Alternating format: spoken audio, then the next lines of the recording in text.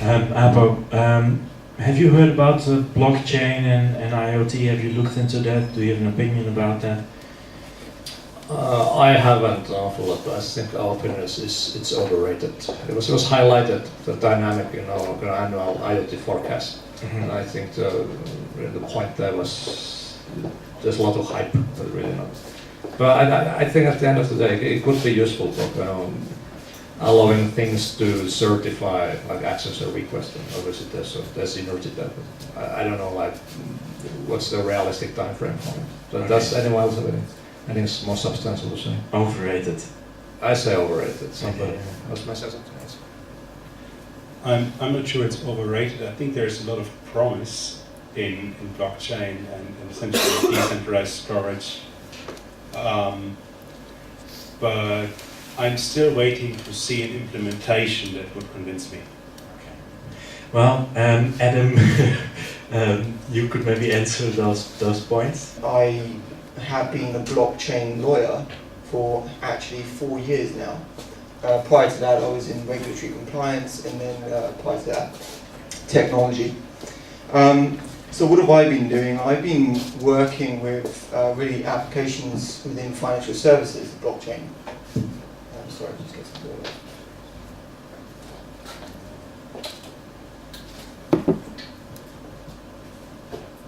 So applications within financial services, which is really the trajectory that the industry initially went in because of the arrival of Bitcoin. Bitcoin being the first decentralized virtual currency. Prior to that, there were attempts of creating virtual currencies, but they were all issued and had a central issuer. Bitcoin heralded the blockchain, which is what everyone is so excited about. What is it in effect? It's a shared ledger. It's a shared ledger that everyone within the network has, and that the way that it operates is that you add new content to the ledger. Now that can be a financial transaction, it can be a device identity, it can be anything, to be frank. And everyone is exploring so many different types of use cases. But once it's been added to, once that content is being added to the ledger, and it can be added by anyone within the approved network, at that point it goes through a consensus system, which is preordained, if you want, within the protocol. In Bitcoin, they have a consensus system called proof of work. In other blockchains, they have different consensus systems. But once it's gone through that consensus system, and that transaction, that addition of new content has been approved, then at that point, the ledger becomes permanent and irreversible. So that content now is added and is now irreversible. Now that's exciting, of course, for financial services because you have problems about reconciliation. So one silo in the financial industry has a record, the other silo in the financial industry has a different record, although they're talking about the same thing. So the promise within financial services is shared ledger to take away that headache of reconciliation. But another critical point within blockchain is that it's a coordination machine. So if you have stakeholders that don't necessarily trust each other, then a blockchain is an apt way of coordinating those parties. So I'm giving you the analogy again of financial services. You have a bank that issues some kind of credit, is recorded on a blockchain, the customer takes ownership of it and distributes it, and then the regulator would have access to the same ledger that the consumer has and the bank has. Everyone has the same ledger, basically.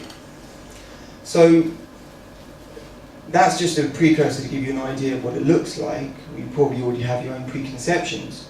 But when I started looking into IoT, and I spent part of my time in Shenzhen, Hong Kong, because I have clients there, I met with a group. They were building sensors for IoT for deployments on fishing vessels in South America.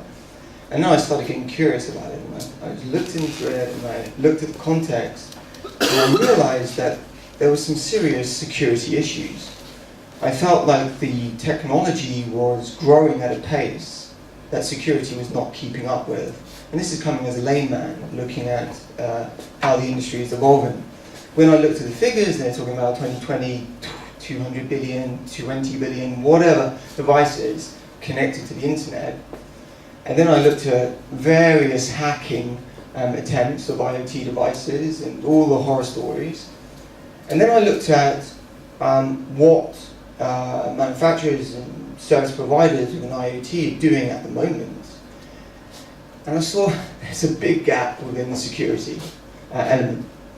In particular, for instance, we take Hive or any kind of like home device. As a lawyer, I said, well, the relationship between Hive or Nest and the consumer is what does that device do, how is it operated, and all of these kind of like operational things between the relationship between the user and the device. However, all of it, legally speaking, is in the terms of business, which no one ever reads. And that, when I looked into the terms of business, I was shocked. The disclaimer was almost universal, to the extent that we don't accept any liability for hacking. In fact, your data is provided at your own risk. And I was like, well, this is just unacceptable. So my view was, having had the background within blockchain, what could blockchain do in the context of IoT to offer better security? And this is not a done deal. I'm not here telling you the conclusions. This is just the beginning of a conversation, to be frank. And since then, it's been 3 months now. We started this in Hong Kong. We formed a consortium of about 20 different blockchain IoT players. So there are already people out there manufacturing blockchain devices, connecting networks to blockchains. And we are looking into this area. So there are certain areas that we're looking into, such as firmware hashing onto a blockchain. What happens once that data is added to the blockchain, the security of that data once it's there, the maintenance of that data on the blockchain, and transacting with that data. So those are the 3 elements that we're looking at the moment. And the study, if you will, should lead to some conclusions whereby we either say blockchain has a role to play within securing IoT, or it doesn't. Or it has a very minuscule role, or a relative role to play with an IoT. And these are the discrete areas where it can offer or contribute value. This is not a theoretical study, so to speak. We are also doing a practical case study.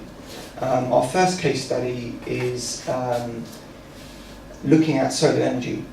So one of the parties in the consortium manufactures data loggers, which record data from solar panels. And another one manufactures, well, they don't manufacture, but they assemble Raspberry Pis that run blockchain nodes. So not a Bitcoin node in this instance, different protocol.